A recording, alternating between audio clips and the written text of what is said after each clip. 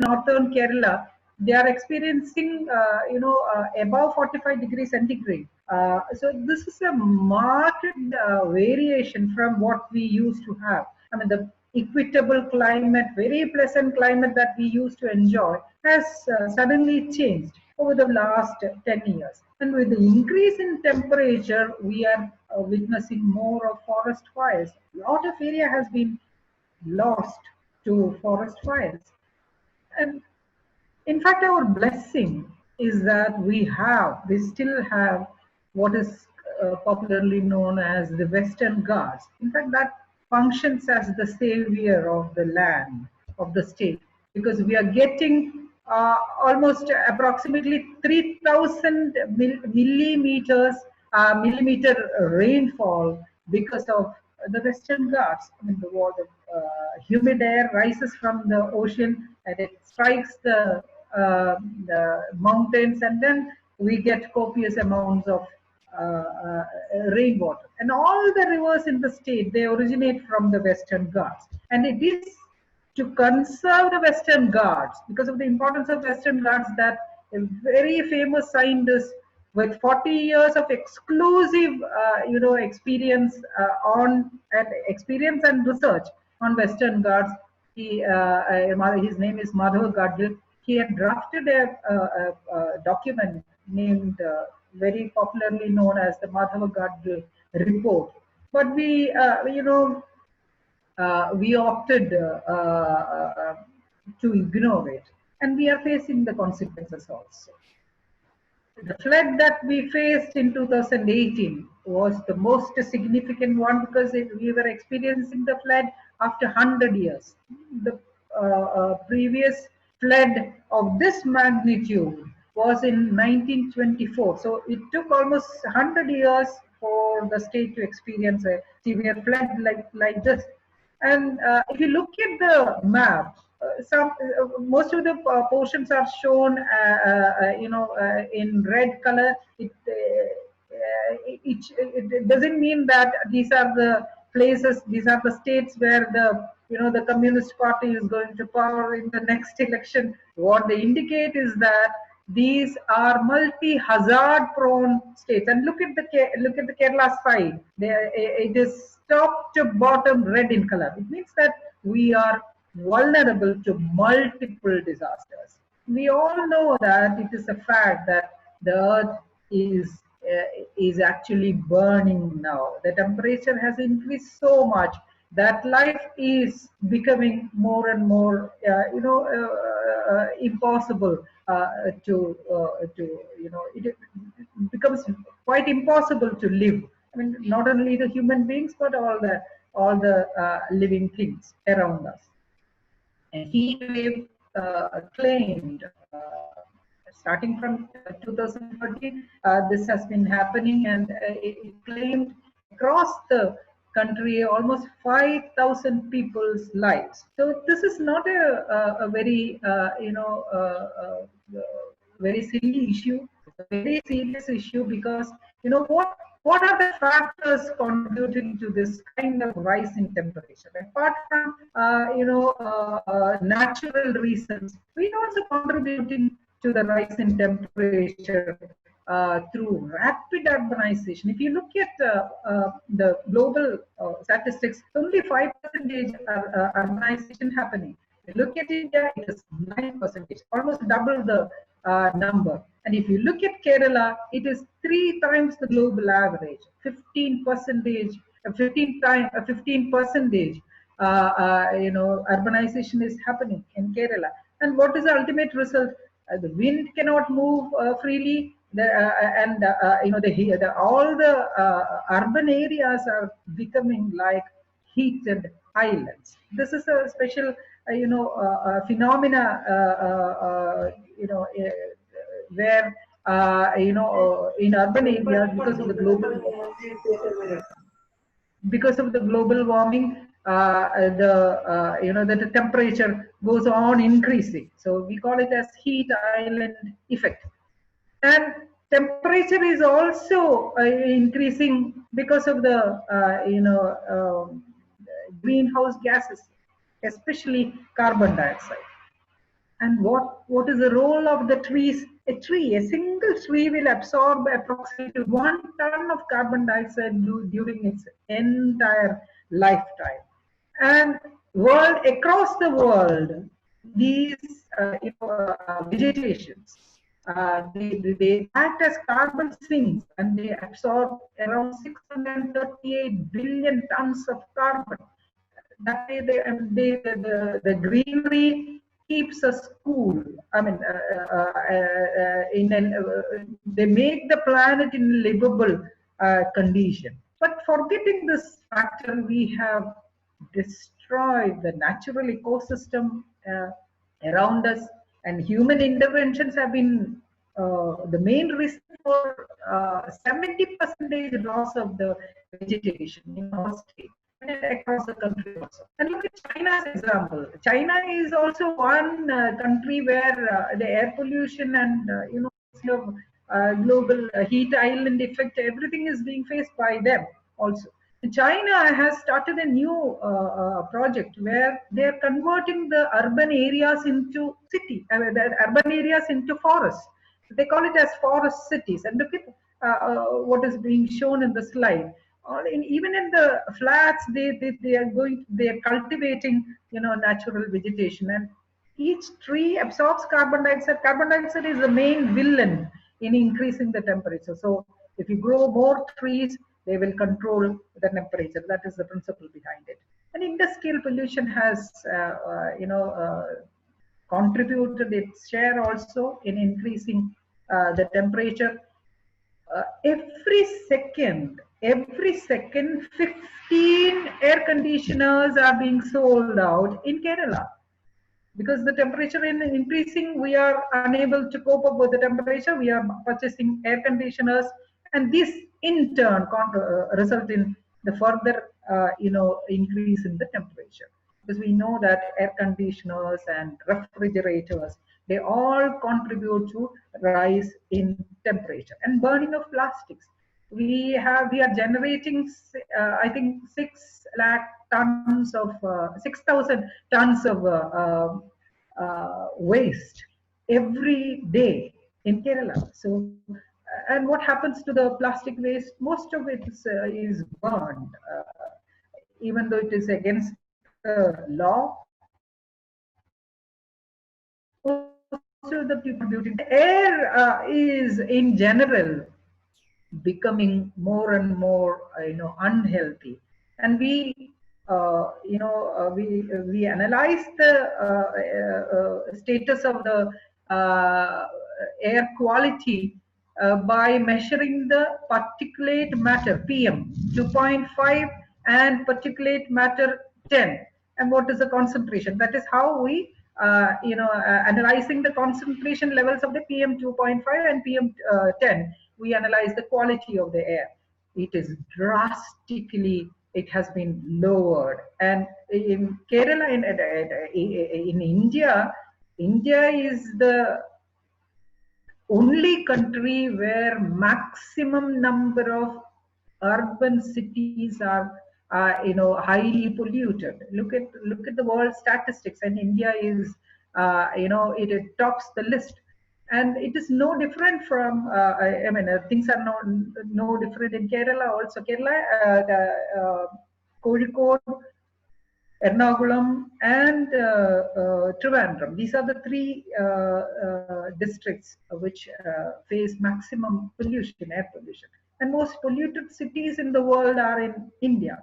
And almost 15,000 premature babies are being born in Delhi because of air pollution. This is the World Health Organization study, WHO.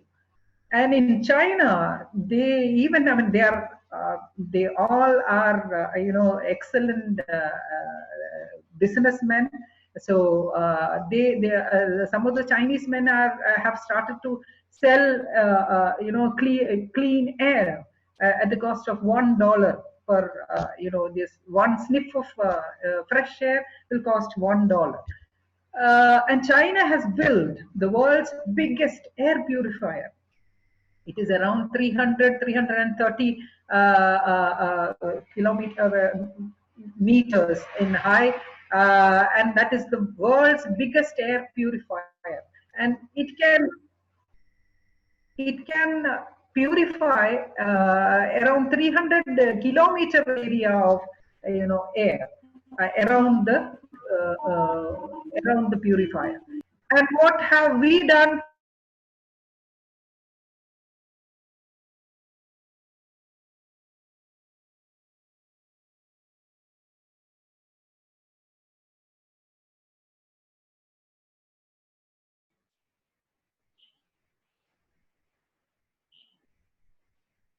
Hello.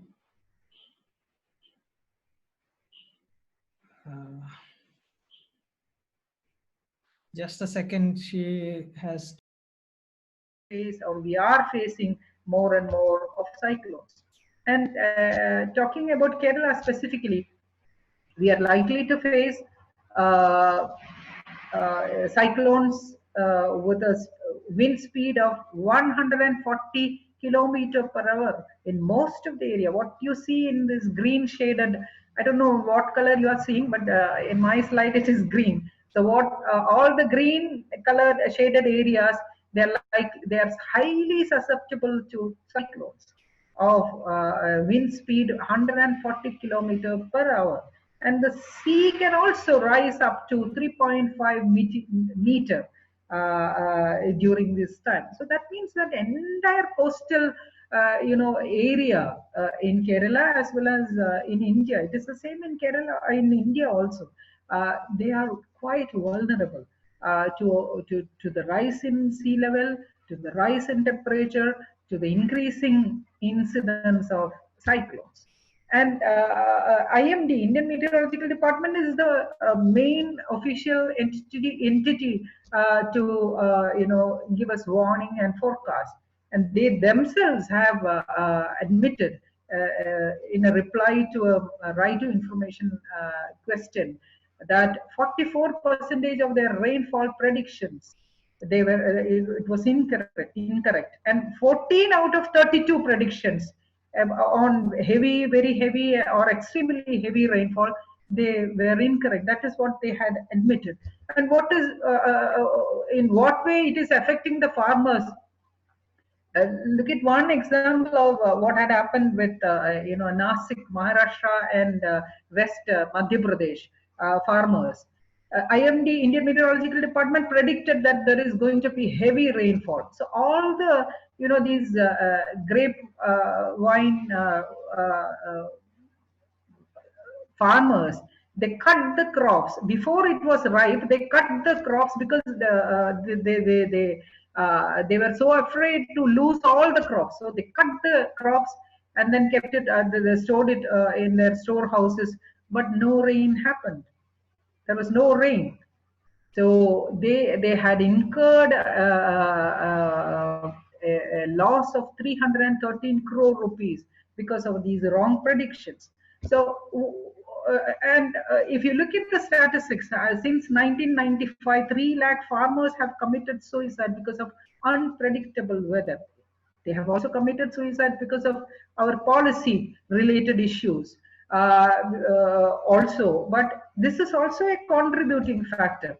And I would say that, what is required is that I can't put the blame on IMD, squarely on Indian Meteorological Department, because, look at the research fund that they are getting.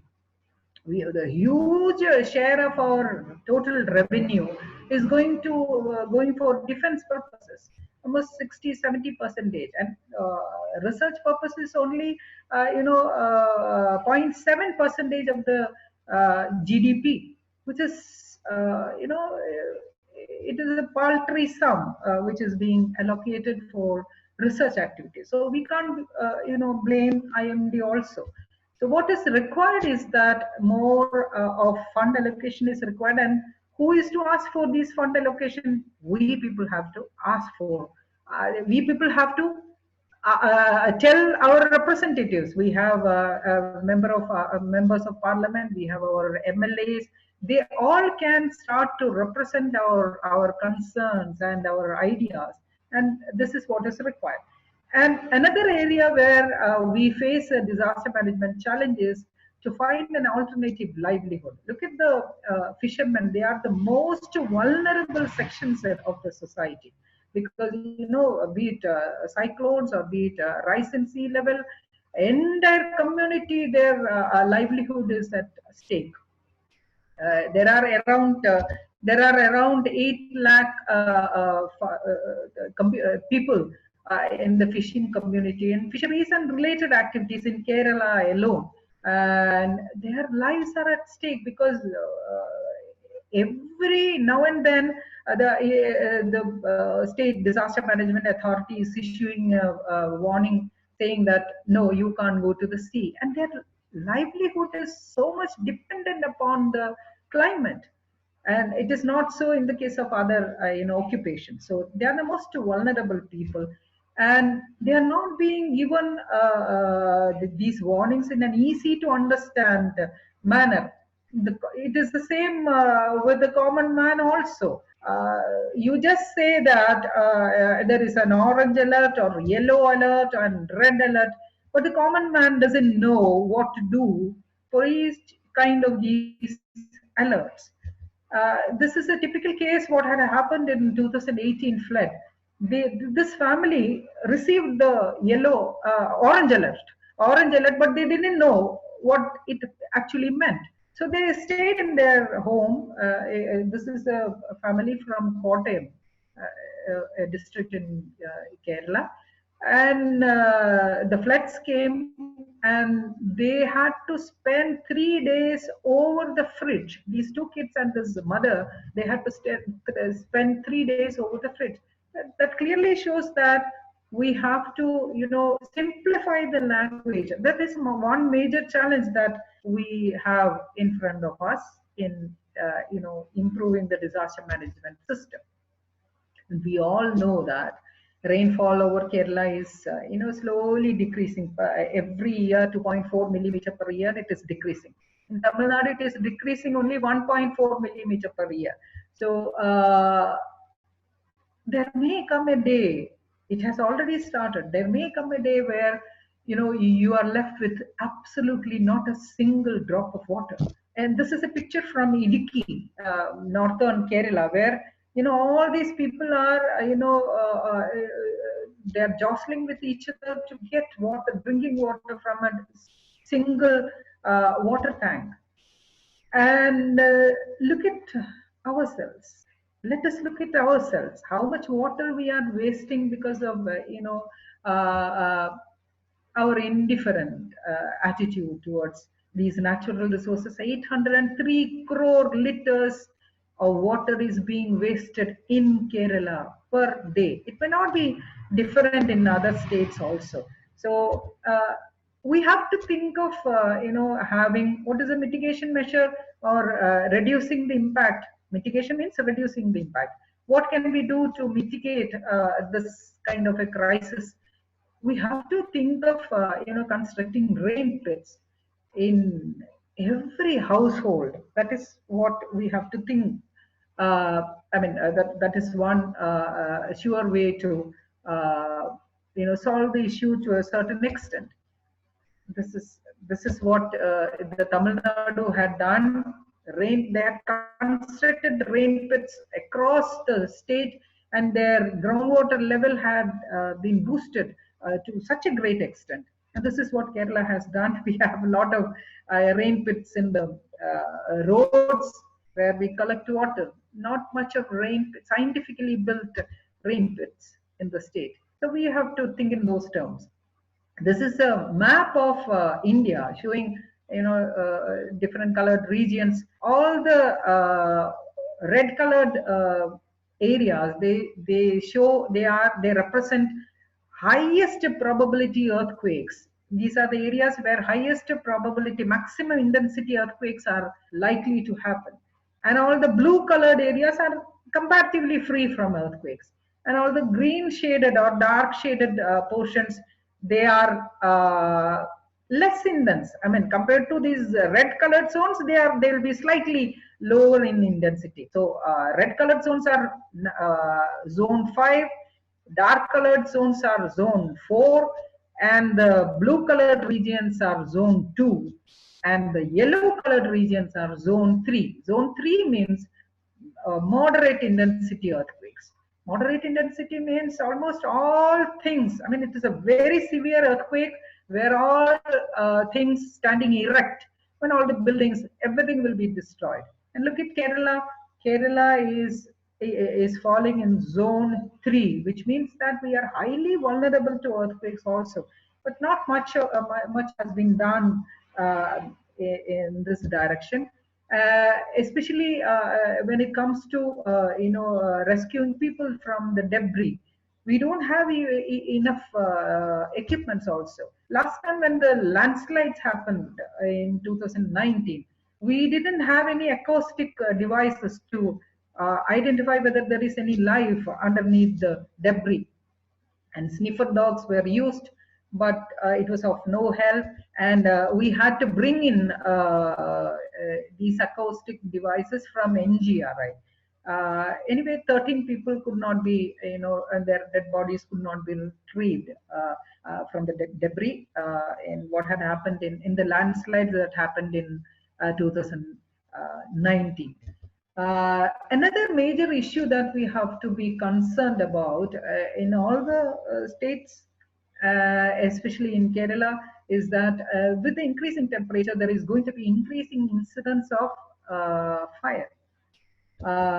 And we don't have a burn ward in most of the hospitals, in most of the government hospitals. Private hospitals, they may be having a few, but in government hospitals, we do not have any burn ward. And what is this? The significance of the burn wards? For a burn victim, it is all the top layer, skin layer will be is burnt away. So it is very easy for them to catch infections. So they need to be isolated and kept in isolation wards, which are called popularly known as burn wards. So this is a major requirement that we need to look at. And global warming is a reality that we already know. And melting is happening wherever there is ice, especially in the Himalayas. And when the ice melts, all the sea level, it goes up. As a coastal state, all the coastal states should be prepared to face the consequences, especially Kerala, because Kerala is a small state, not much of width, very lean, thin state. So and with a lot of population also. So population density is very high in Kerala. So we need to be more concerned about this increase in temperature and increasing melting of the glaciers and increase in the sea level also. And almost 170, if you look at the 170 countries across the world, 50 countries are the most vulnerable. All the South Asian countries, starting from Afghanistan, Pakistan, India, down below the Sri Lanka and Maldives, Nepal and Bhutan, and sandwiched between Myanmar and India, you have Bangladesh. All these countries are the most vulnerable. And what is the speciality of all these countries? High population density. So as the population increases, we become more and more vulnerable. And Cuba, look at Cuba. Cuba is a very small country. Cuba has a plan for every 1 centimeter rise of sea level. And they have prepared this plan for 25-meter rise in sea level. And none of the states in India is prepared to face this kind of an increase in the sea level, if at all it happens. And we have messed up with water resources. What we have what we have done is that we have interfered with the natural flow of water, natural water cycle. Look at this arrow pointing. All the water which is being evaporated from the lakes and the streams, it goes up and it gets condensed, and then it falls down. onto the ground, and some part, 1/3 of the water which is falling on the ground, it gets infiltrated and becomes a part of the underground water. This is a cyclic process. We have interfered with this cyclic process. How? We have, instead of the tree is a natural, entity, and it allows the collection of water within the roots, and the water, the blue colored arrow which shows, which is seen in the slide, it shows the flow of the groundwater towards the river or the stream, in between the in between the hillocks. What we have done is that we have replaced all this natural vegetation with built up land. All the constructions have taken place very near to the sea, very near to the river floodplains, and as a result there is no longer a flow of water, groundwater, towards the stream. And this is one reason why these rivers or streams dry up in summer, because if there is a flow of groundwater from both the sides of the hillock, it adds to the volume of the water in the river, and it infiltrates, goes down into the ground, and the groundwater table during summer season, it gives water to the river. During rainy season, the river gives water to the underground water table. So it is a mutual give and take process that is happening. So we all know that a single small tree or a grass, it can hold water 96 times its mass. So that is the speciality of these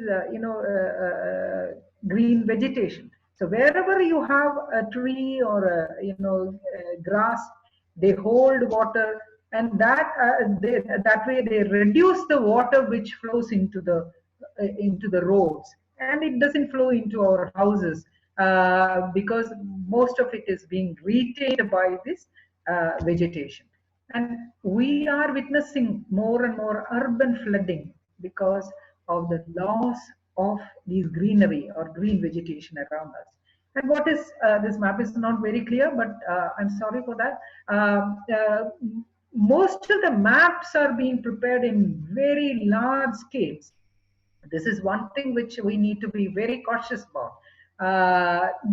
Most of the scientists, they prepare the maps in 1:50,000 scale. 1:50,000 means 500 kilometer area on the land is being represented as in 1 centimeter area in the map. So nothing is visible in 1:50,000 map.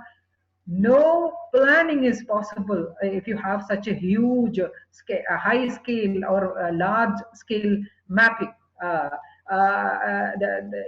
Whereas what is required is a 1:2000 map or a 1:500 map, at least for local planning. And we are very, very, very, quite far behind in this aspect, because most of the maps are still prepared in 1:50,000, and what is available is also in this large scale. Lesson that we have not learned is that these floodplains. What is a floodplain? You can see a blue arrow, one arrow marking the river, and the other arrow marking a flat plain close to the river. As the river originates from the hill, it flows down, carrying all the sediments with it. And as it approaches the flat plain, it is no longer able to carry all these sediments, so it deposits there. That is how a floodplain is being built. And what are these floodplains meant for? These floodplains are meant for the river, not for the humans. But we have mistaken it as a land meant for us, and we have built huge structures on these floodplains. And in Kerala, state government has collected 3.75 crore to regularize illegal constructions in 2019.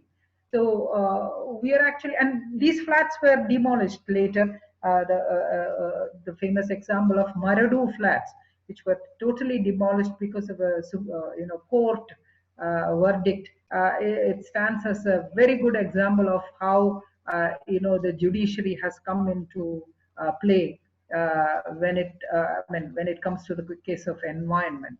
Uh, uh, and what is lacking, what is the main challenge in Kerala is that we do not have enough number of telemetric stations. Kerala, we do not have, the number is zero, and river gauges very few, and the rain gauges are also very few in number. And the very important lesson, another lesson that we have not learned is that we should prepare flood inundation maps for every low-lying area, which is yet to happen. And when we encroach a river, we should know that as we encroach more and more, the channel, the width of the channel becomes less and less, and the velocity of the water becomes more and more. And when the velocity becomes more, more of erosion, more of damage will happen on both sides of the five sides of the river. I think it is the time is already crossed. I'll wind up in a few minutes. And the most important challenge is that we have to build multi-disaster resistant buildings. Look at these buildings. They are built on stilts or pillars. It is very good for resisting the flood, but these are the buildings which will fall in case of an earthquake. These buildings which are on pillars or stilts, they will be the first to fall down. So we have to find out, come up with a design which can resist multiple disasters. And in India, so far, we do not have a proper design for multiple disaster resistant buildings. And we do not have, and we have to go for a bottom up approach in disaster management. Now it is the other way around. Policies are made and people are totally unaware of what are the laws and regulations. The people are left, they are quite ignorant about it. Instead of that, if the community is involved in the preparation of disaster management plans, then they will know in case of a disaster, if there is a flood, they will know themselves, know where to go and where to seek a shelter that they themselves will know. Capacity building at the local level is also very, very important. This is an example from Assam, where the local people are being trained to build a raft out of bamboo, blocks. I mean, and what is also remaining as a challenge is that most of the victims in flood, 60% are women and girls. Why are they being why is there a more number of casualties in the women is because most of them do not know to swim, and what is preventing them to learn to swim is the social our cultural norms and taboo that we generally have when it comes to the women as a gender. Because there is nothing very unusual in seeing this boy climbing a tree. But if you the moment you spot an 18-year-old girl or a teenage girl climbing a tree, then you will immediately say that what is this girl doing? You are not supposed to do it. Girls are not supposed to climb, girls are not supposed to swim. But from the disaster management point of view, we all should accept the fact that you are talking about lives. You're not talking, you no longer have to talk in terms of the gender. You have to talk about the lives in general. And flood rescue, most of the community is totally ignorant about the flood rescue methods also. On most of the occasions, what we see is that the flood victims are carried to the shore, and they press the belly to to help the water to so that they will spit out the water. But this is not scientific at all. Many of the people, they do not know that this is not scientific. What we have to do is that we have to keep the victim in a we have to make the victim lie down on his side, and no pressing of the stomach is allowed, because you are putting them at putting the lives at risk by pressing their stomach. The water will rise up to this level, and the water will automatically enter the airway, and it will automatically go into the lungs, thus making it very, very risky for the patient to survive. And we have to come up with a comprehensive disaster insurance scheme, which is yet to come in India. And disaster management in school syllabus is also very important. And we also have to, understand that the more and more number of buildings that come up, the more and more disasters that we are likely to face, because we are using these precious resources to build these buildings, and it takes 50 lakh years for a rock to form. It takes 3,000 to 4,000 years for the sand to form from the rock. So it is very, very precious natural resources. And I would like to show this picture here. Who is this man? We all know that he is Mukesh Ambani. He has a small house in Mumbai, which total cost is only 5,600 crore rupees. This is the inside of that building. How much money? This is 24-storied building, and 3 helicopters can land on this a huge building. It is such a shame, because only 3 helicopters can land. And it's such a shame for the country, I would say. What we need to understand is that whatever is due to these poor people, 125 lakh people are living in slums in Mumbai still, and all the resources which are needed to build houses for these poor people, it has gone into a rich man's house, one single house. So we have to come up with a policy across the country that we have to restrict the number of houses one can have, and also restrict the aerial extent of that house. And what is the substitute for rocks? Many people ask. Sand, for replacing the sand, we can go for copper slag, which is freely available in India. In coal mines, 6 to 6.5 million tons is being produced in India. And CRRI, Central Road Research Institute, has come up with a study that this copper slag can be used as a substitute in road construction.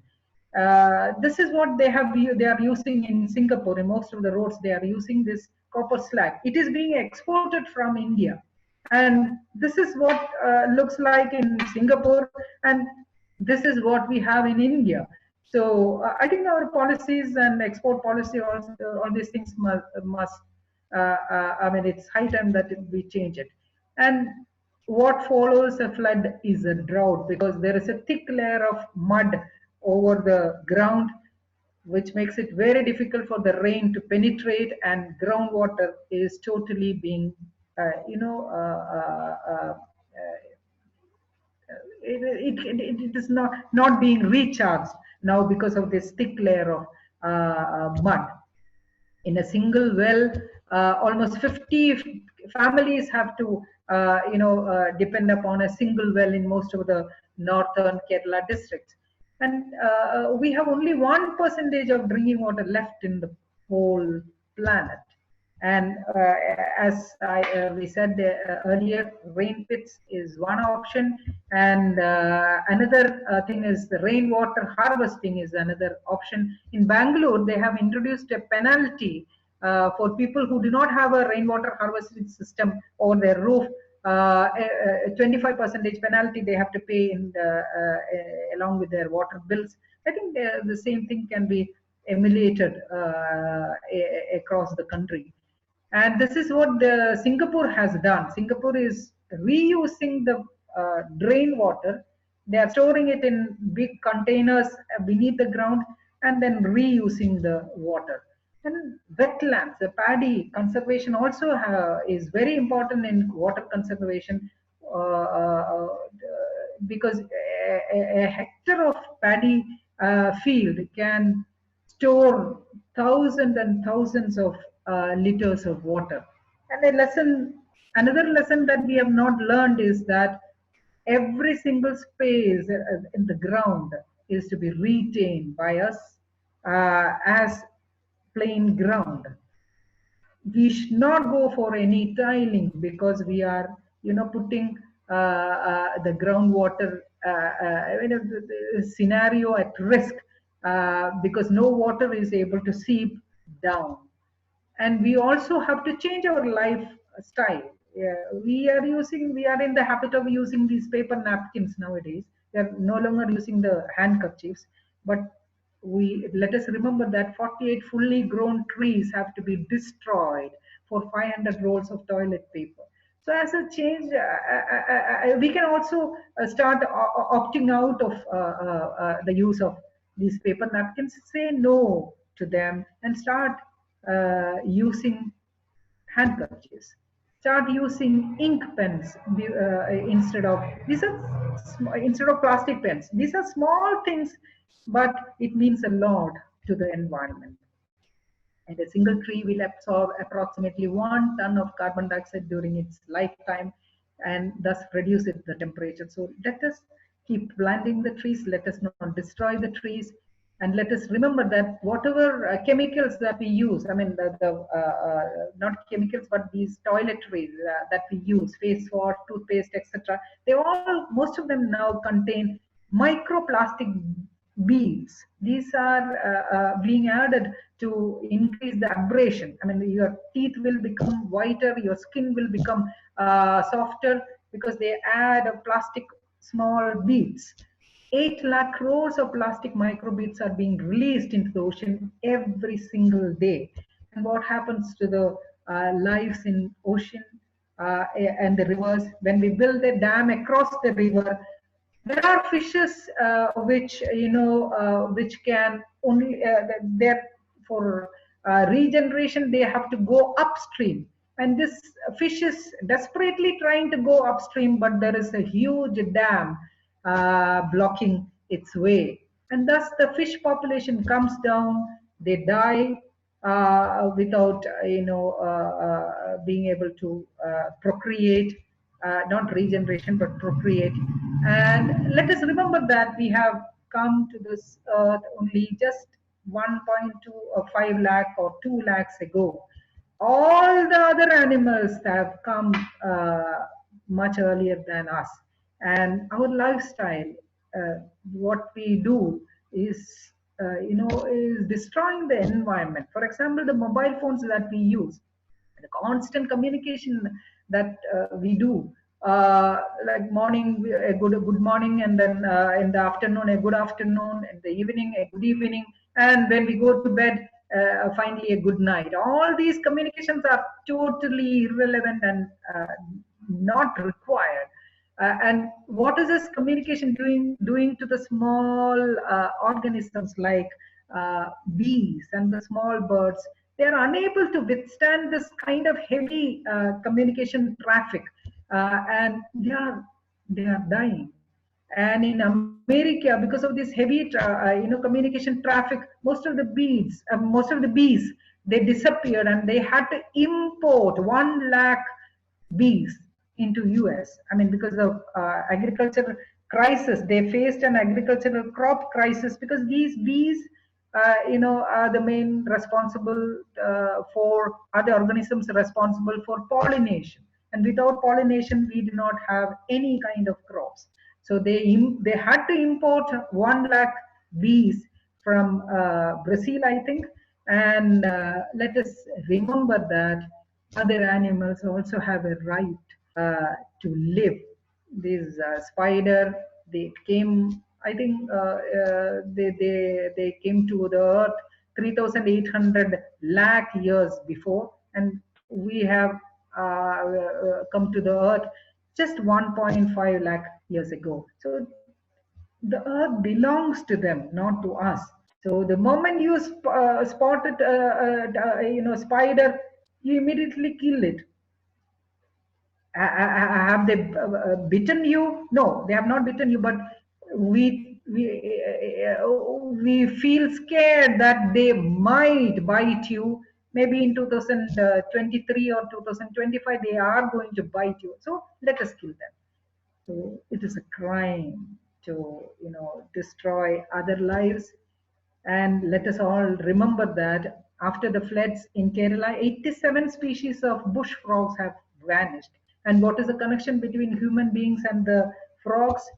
Wherever the frog population have vanished, increase in number of dengue, malaria, and chikungunya has been reported by World Health Organization. So let us start talking about animal rights also. In 2050, 1 million animals will be extinct, and what will remain? Human beings like this will remain, I suppose. Kerala, with all these its challenges, will surely survive because we are a state where we have uh, we have we have risen above all kinds of political differences, above all caste differences, above all religious these differences, and as one single unity we rose above all these challenges, and we have faced two disasters, and I'm very sure that Kerala will survive other disasters as well. But let us also, hold hands together and do whatever we can do at an individual level to, make life more easy. And I stop here. I have crossed the time limit. Sorry for that. And thank you so much for listening to me. Okay. It was really amazing. I hope you can hear me. A lot of people even told like you shouldn't stop. So it was really good. Uh, but there are a few questions, and I would like to start by asking this question. You know, you were part of the Kerala government's disaster management body. Which was the most severe disaster that you had to face, and did it had any link to climate change? What was the methodologies that you have used and things like that? Uh, During my service, I retired in 2016. During my time, the most challenging disaster that I had to face was the tsunami, 2004, and the landslide in Trivandrum. And most of the landslides happened during rainy season. I mean, they didn't result in a massive casualty as we had experienced in 2018 or 2019, but a lot of property damage was reported. Most challenging was, of course, the 2004 tsunami, but uh, the one of the problems that I faced during my service is that you know most of the governments, they in general look at short term solutions, not the long term solutions. So it is mostly the post disaster interventions that are being focused. Like if you talk about a comprehensive insurance policy, nobody would seem to be very much interested in. But if you talk about building a house, building a new house in place of a destroyed one, then people will listen to you. If you talk about awareness building or capacity building, nobody would take you seriously. But if you talk about giving or paying them some compensation, then people may be interested. So this kind of conflict has always been there, and it is still there. I mean, I think that Kerala is no exception. It may be the same. It is the same in all the states also. So I think the pressure has to come from the community rather than being satisfied with building of a new house in place of a damaged house, and rather than being happy with a compensation that you have received. We have to the community has to start pressing the local authorities and the government in general to look for long-term solutions like awareness building, community disaster preparedness plans should also be prepared. We don't have such kind of plans in place now. Community doesn't know what to do. I mean, every time the revenue department or the police have to come to the picture and tell them as to what to do. Okay, you go to this school, you go to this place. This kind of instructions, the community is looking to the authorities to, I mean, looking up to the authorities to receive. uh, I think it has to change. The community should be well aware of the risks, and they should be well aware of what to do at the time of a disaster. Only then the casualties will come down. That's what I feel. Okay, so one thing, one of the questions that we have received is, about saying that our curriculum has not given much importance to disaster management. How can we overcome this? And especially while we talk I think about in that, CBSE. Sorry. especially when we talk about that, I think the question also arises if it's important for mitigation or if it's important for adaptation in the disaster management. I think both are important. Like adaptation means you are adapting to a situation. Mitigation means you are lessening the impact. So these two are entirely different approaches. So, like for example, in the case of a coastal erosion, if you build a seawall, it is a mitigation process. Adaptation means you are adapting to the situation. You are, if you build a house uh, on pillars, then it is a kind of mitigation and also adaptation technique. But I have, what I feel personally feel is that a combination of both adaptation and mitigation is very much required in managing the disasters. We are more and more talking about adaptive technology, but I think we should also be talking about mitigation technologies. But the main emphasis should be on the pre-disaster stage rather than the post-disaster stage. Almost all the states and the country in general, we look at the post-disaster scenario only, like rescue, relief, and compensation, and then we forget about everything. The pre-disaster stage, like awareness building, preparation of these maps, teaching the students as to what to do, these are all very important. And we still do not have a states the disaster management in state syllabus. We have it in CBSE syllabus, but state syllabus we do not have. So that is yet to be done. Okay, so the next question is, what role does institutions such as Kila play in disaster management? Oh, they play a very good role. Like they train. Is it a person from Kila who is asking?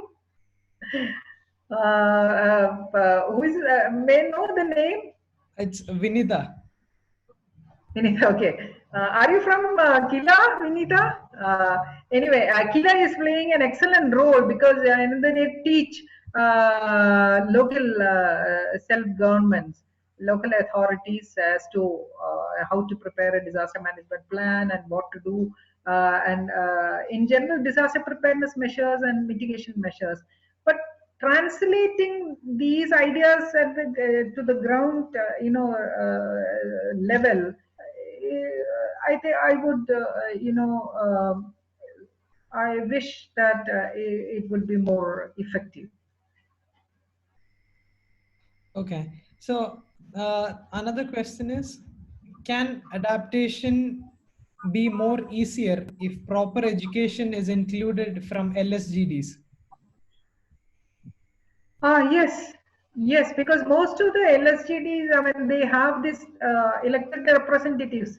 They have this idea that coastal erosion can be prevented by simply building the sea walls.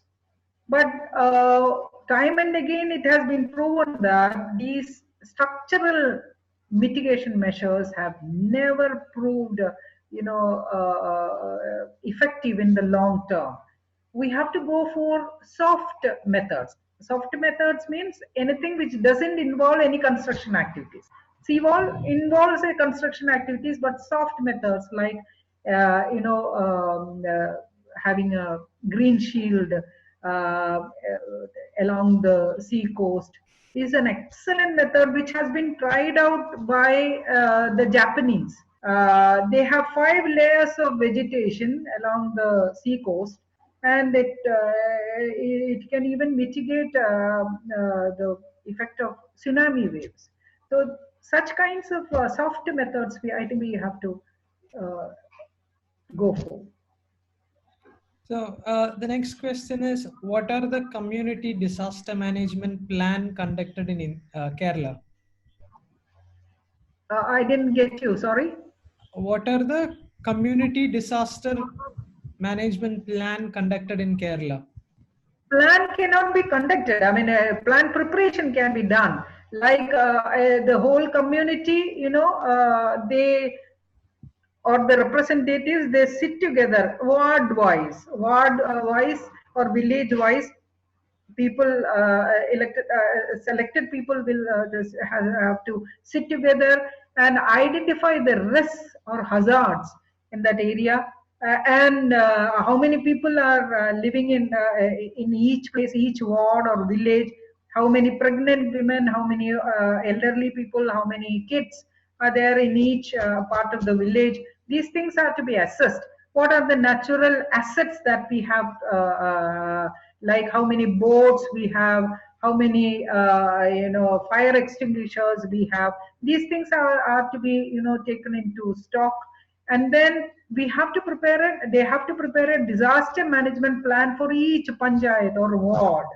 And for example, for in the case of a flood, if the water level, if it rains 10 millimeter, then this is the school that we all have to go to seek shelter. If it rains 5 millimeter, because every now and then there will be announcement by through national, these media, how much rain has been there. So it is very easy for the panchayat people to take a decision. So we have to prepare a plan for various scenarios. Like if it heavily rains, this is the place that we have to go. This is the route that we have to take. So all people, if they are kept aware of what to do and where to go, then a lot of casualties can be avoided. So the disaster management plans have to be prepared first, and then a mock drill should also be conducted. I don't think that it is being regularly being done in any of the states. Mock drills have to be regularly conducted so that at the time of a disaster, people know where to go, what to do. All these things will be known to them. Okay, so there are actually a few questions that are coming up, but before we go into that, I want to ask you about a very important question that is very much relevant for today, and it's about the EIA draft, the Environmental Impact Assessment draft. Impact assessment. Yeah, what are your thoughts on the current situation, the current update? Very much disappointed because EIA now has been so much diluted that it is as if it is non-existent now. And environmental impact assessment is to be done in a very precise manner, in a quite a judicious manner. Now it has all been diluted both by the center and the state, all the states in general, and Kerala is no exception. So I feel very disappointed with what has happened in EIA with the I think, EIA. yeah, And I think the pressure has to come from the community. I mean, if we start, raising our voice, I think but I think there is hardly any actually a government lot would. of people that are coming up against EIA, but due to the lockdown situation and stuff like that, we are not able to protest We are actively. not able to. Yeah, I know. I that's a major reason why these changes are being brought now during this time, because not much of resistance will be there. But this is not going to last forever. We will, there surely be a day when we will be out of this, lockdown, regulations. So I think we have to start writing and then sensitizing, writing articles and then spreading the message and sensitizing people and community in general, and the youngsters, in general.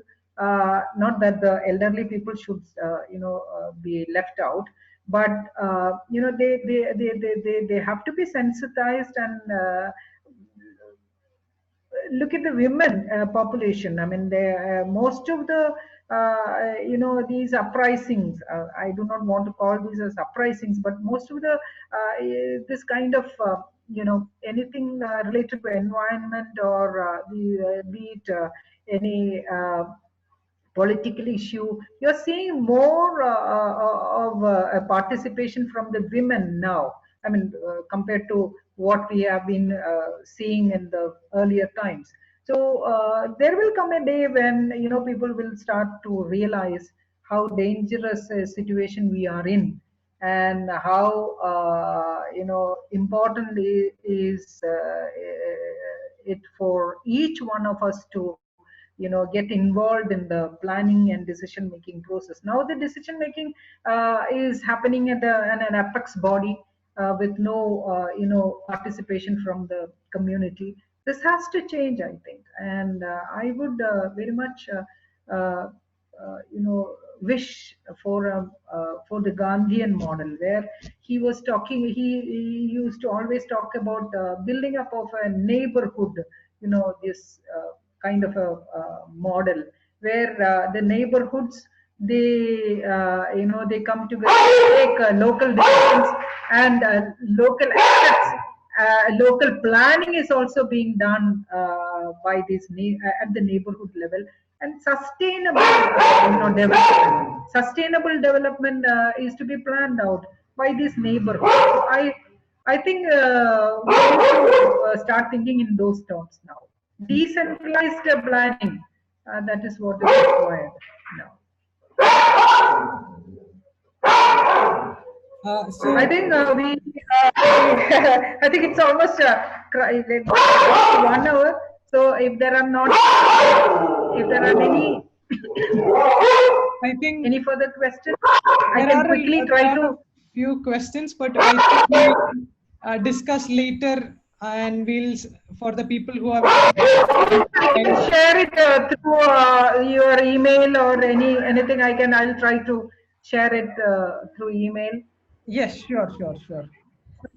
So shall we call it a day? Yep, I am so sorry for the delay, but there No, are. no, it's okay. I enjoyed very much talking to all of you, and thanks for listening to me, and uh, uh, thanks for sharing your views, uh, and I would like to congratulate both Akhilesh and Anak. I mean, they are the two people, persons who have constantly been in touch with me.